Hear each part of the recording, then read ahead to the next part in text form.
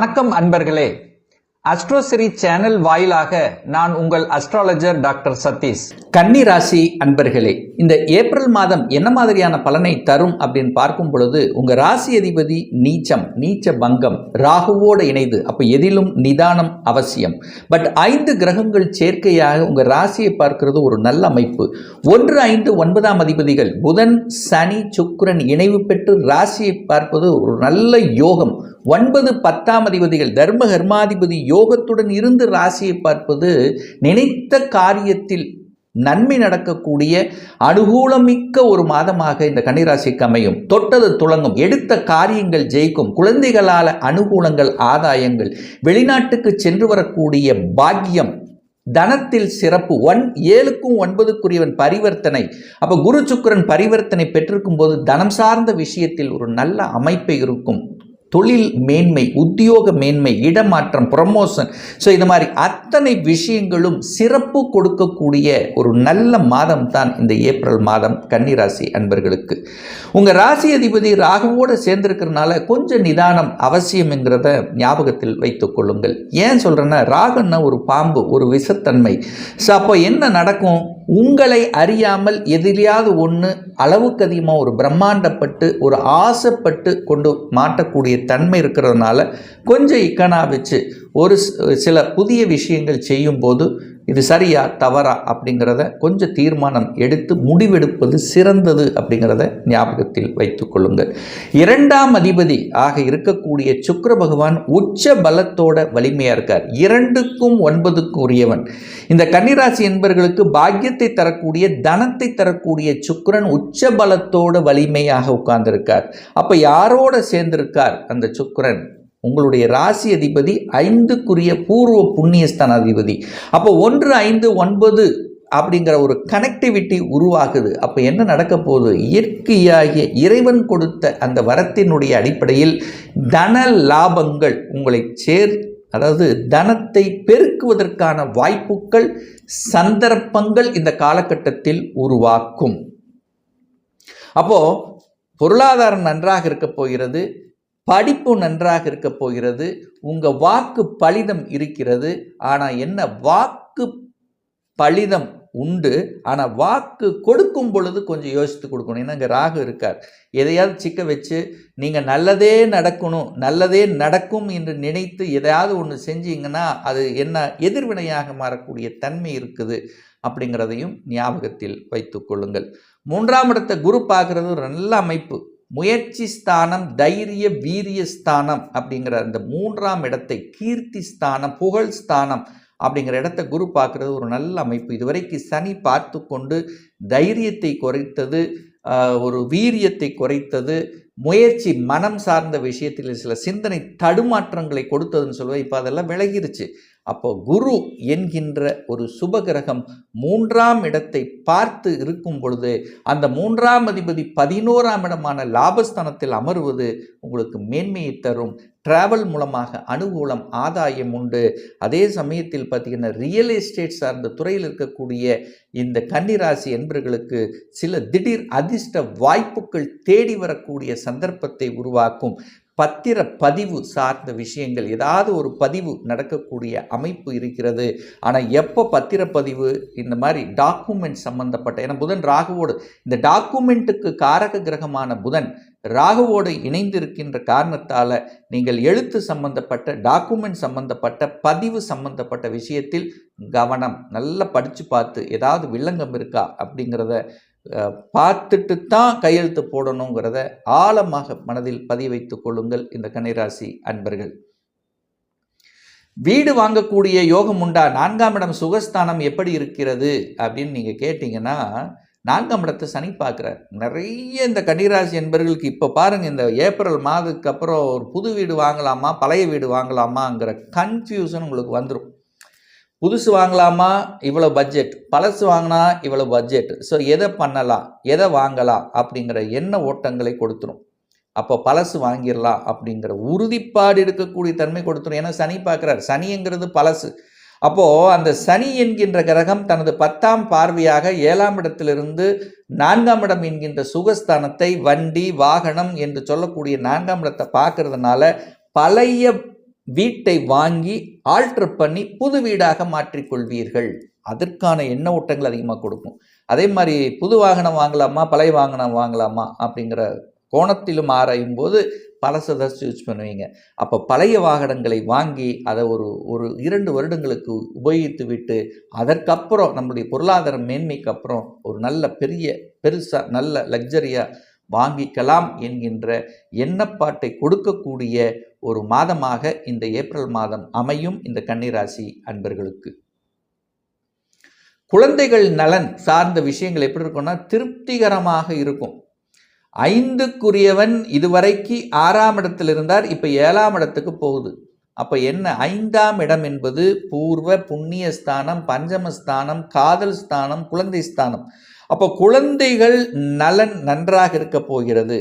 குரு பார்க்கிறார், குழந்தை நன்றாக இருக்க போகிறது, குழந்தைகளினுடைய அபிலாசைகளை நிறைவேற்றப் போகிறீர்கள், குழந்தைகளினுடைய படிப்பு சார்ந்த விஷயம் பிரமாதமாக இருக்கும். காதலில் இருக்கக்கூடிய இந்த கன்னிராசி என்பவர்களுக்கு காதல் திருமணத்துக்கு சென்று போய் முடியும். கடந்த 2 வருடங்களாகவே நான் காதலித்துக் கொண்டிருக்கிறேன், ஆனால் பெற்றோர்களுடைய அனுமதி இல்லை, பெற்றோர்கள் கொஞ்சம் எதிர்ப்பு இருக்கு. அப்போ காதல் சார்ந்த விஷயத்தில் பிரச்சனையை கொண்டிருந்தவர்கள் இப்போ பெற்றோர்களுடைய அனுமதியோடு அவர்களுடைய இசைவோடு காதல் திருமணம் செய்யக்கூடிய சந்தர்ப்ப சூழ்நிலைகளை நிச்சயமாக உருவாக்கும். இதில் மாற்று கருத்து கிடையாது. அதே சமயத்தில் பார்த்தீங்கன்னா 5ஆம் இடம் என்பது பூர்வீகம் சார்ந்த விஷயத்தில் சில பிரச்சனைகளுக்கு தீர்வு கொடுக்கக்கூடிய ஒரு மாதமாக அமையும். அதாவது பூர்வீகம் போக முடியல, அல்லது பூர்வீகத்தில் ஏதாவது ஒரு பிரச்சனை இருக்குது, அல்லது பூர்வீக செயல்கள் ஏதாவது பெண்டிங் இருக்குது, பாக்கி இருக்குது. ஸோ இந்த மாதிரி நினைத்து கொண்டிருந்தவர்கள் இந்த மாதம் அந்த செயல்களை கச்சிதமாக முடித்து காரியத்தை சாதிக்கக்கூடிய தன்மை இந்த ஏப்ரல் மாதம் நிச்சயமாக உண்டு. இதுவரைக்கு கடனுக்குள்ள போகாமல் அல்லது கடன் என்கின்ற வார்த்தையை பேசாமல் இந்த கன்னிராசி என்பவர்கள் இருந்திருக்க முடியாது. கடந்த 2.5 வருடங்களாகவே கடன் அப்படிங்கிறது ஏதாவது ஒரு ரூபத்தில் உங்களுக்கு ஆட்டி படைத்து கொண்டிருக்கும். இப்போ அப்படியே விலகிருச்சு. கடனா சரி இருக்கட்டும், அது ஒரு மூலையில் இருக்கட்டும், பார்த்துக்கலாம், கடனை அடைத்து விடலாம் என்கின்ற தன்னம்பிக்கை உணர்வை கொடுக்கக்கூடிய மாதம் இந்த ஏப்ரல் மாதம் சொல்லுவேன். கழுத்தை பிடித்து கொண்டிருக்கிறது, என்னதான் செய்ய போற, கடனை கட்ட முடியுமா, என்ன ஏது அப்படின்னு இருந்தவர்களுக்கு இந்த மாதம் உங்களுக்கு மனதில் என்ன ஓட்டத்தை கொடுக்கும், கட்டிவிடலாமே அப்படிங்கிற ஒரு தன்னம்பிக்கை உணர்வை கொடுத்து அதிலிருந்து விடுபடக்கூடிய வாய்ப்புகளை உருவாக்கும். எதிரி தொல்லைகள் ஒன்று, நீங்கள் அங்கே விட்டு விலகிடுவீங்க. எதிரிகள் இல்லாமல் இந்த 2.5 வருஷம் இருந்திருக்காரு. எதிரிகளால்தான் உங்களுடைய வாழ்க்கை ஓடிக்கொண்டிருக்கும். எதிர்ப்பாலேயே நீங்கள் அந்த எதிர்ப்புக்குள்ளே போய்த்தான் நாம் அதை சாதிக்கக்கூடிய தன்மைகளும் கொடுத்துருக்கோம். ஸோ எதிர்ப்பு இருக்கும், போராட்டத்தையும் கொடுத்துருக்கும், அதில் வெற்றியும் பெற்றிருப்பீங்க. இப்போ சரி ரைட், ஒன்று அவங்களாகவே உங்களை விட்டு விலகி போய்விடுவார்கள், அல்லது நீங்களாகவே அவங்களை விட்டு விலகி விடுவீர்கள். ஸோ இது 2ல் ஏதாவது ஒன்று நடக்கக்கூடிய அமைப்பை நிச்சயமாக இந்த மாதம் உருவாக்கும். திருமண விஷயங்கள், கூட்டாளி, ஏன்னா 7ஆம் இடத்துல போய் சனி உட்கார்ந்தாலே கண்டக சனின்னு சொல்லுவோம். அப்போ திருமணமான தம்பதிகள் ஒரு இசைவு அப்படிங்கிற தன்மை, அன்னோனியம் என்கின்ற தன்மையை ஏற்படுத்தி கொள்ள வேண்டும். அப்போ 7ஆம் இடம் என்பது திருமணமானவர்களுக்குள்ள சின்ன சின்ன கசப்புணர்வை கொடுக்கக்கூடிய, ஏன்னா சனி எங்கே போகிறாரோ அந்த இடத்துல ஒரு இக்கனை வைப்பார், ஏதாவது ஒரு தொந்தரவு கொடுப்பார், ஒரு டாட் வைப்பார். ஸோ அப்போ என்ன, உங்களால் வருதோ இல்லையோ குடும்ப உறுப்பினர்கள் அல்லது 3ஆம் நபர்களோட உங்கள் குடும்பத்தில் ஒரு சின்ன கசப்புணர்வு வருவதற்கான வாய்ப்புகள் இருக்கிறது. அதற்கு இடம் கொடுக்க வேண்டாம்ங்கிறத சொல்கிறேன், ஒரு எச்சரிக்கையாக தான் சொல்கிறேன். ஸோ அதுக்காக எல்லாருக்கும் அது நடக்குதா அப்படின்லாம் கிடையாது. இந்த கன்னிராசி அன்பர்களுக்கு ஒரு நல்ல தசாபுத்தி நடக்கலை, அதாவது ஃபார் எக்ஸாம்பிள் உங்களுக்கு ஒரு செவ்வாய் தசை 8ஆம் அதிபதியினுடைய தசை நடக்குது அப்படின்னா நிச்சயமாக ஏதாவது ஒரு ரூபத்தில் உங்களுக்கு ஒரு வலி வேதனையை கொடுக்கும்ங்கிற அமைப்பு. ஸோ அப்போ இந்த மாதிரி குடும்ப விஷயத்தில் கண்டகசனியாக இருக்கும்போது குடும்ப உறுப்பினர்களுக்குள்ள ஒரு கனெக்டிவிட்டி. மற்றபடி உங்களுக்கு ஒரு நல்ல தசாப்பு நடக்கும்போது ஒரு பெரிய பாதிப்பு ஒன்றும் கொடுக்க போவதில்லை, நீங்கள் பயப்பட வேண்டிய அவசியம் இல்லை கண்டகசனி நினைச்சு. பட் இருந்தாலும் கோச்சார ரீதியாக நம்ம சொல்லும்போது ஒரு 20% பலனுங்கும் போது நிச்சயமாக நீங்கள் கவனத்தில் எடுத்துக்கொள்ள வேண்டும் என்பதற்காகத்தான்.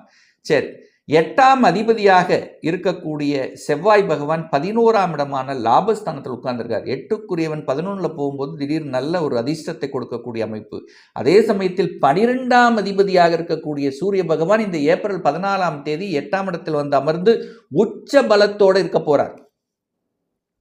அப்ப 12க்குரியவன் 8ல் உச்ச பலத்தோடு இருக்கும்போது என்ன, கெட்டவன் கெட்டிடில் 12க்குரியவன் 8ல் போய் மறைகிறார். அப்போ கெட்டவன் கெட்டிடில் கிட்டிடும் ராஜயோகம் என்கின்ற அடிப்படையில் சூரியனால நிறைய கன்னிராசி என்பவர்கள் இந்த மாதம் எதிர்பார்க்கலாம்.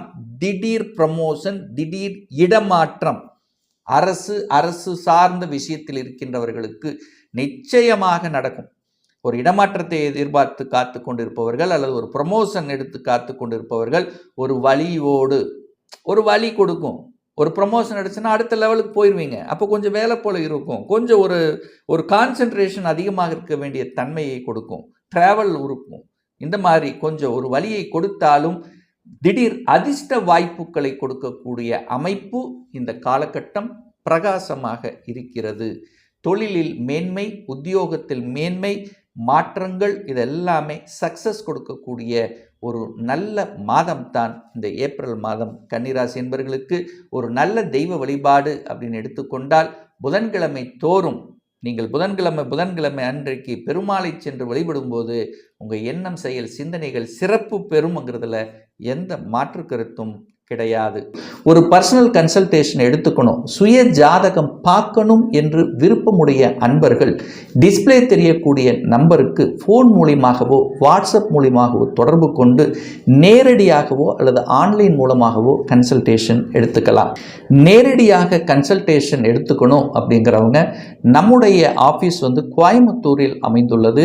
அதாவது கோயம்புத்தூரிலிருந்து மேட்டுப்பாளையம் செல்லும் வழியில் வெள்ளக்கிணர் பிரிவு பக்கத்தில், அதாவது அன்னபூர்ண ஹோட்டலுக்கு அருகில் அமைந்துள்ளது. பிரியர் அப்பாயின்மெண்ட் வாங்கி நேரடியாக ஆலோசனை எடுத்துக்கலாம். ஆன்லைன் மூலமாக கன்சல்டேஷன் எடுத்துக்கவங்க வாட்ஸ்அப்பில் உங்களுடைய பெயர், தற்போது வசிக்கும் இடத்தை குறிப்பிட்டு அப்பாயின்மெண்ட் வாங்கி கன்சல்டேஷன் எடுத்துக்கலாம்.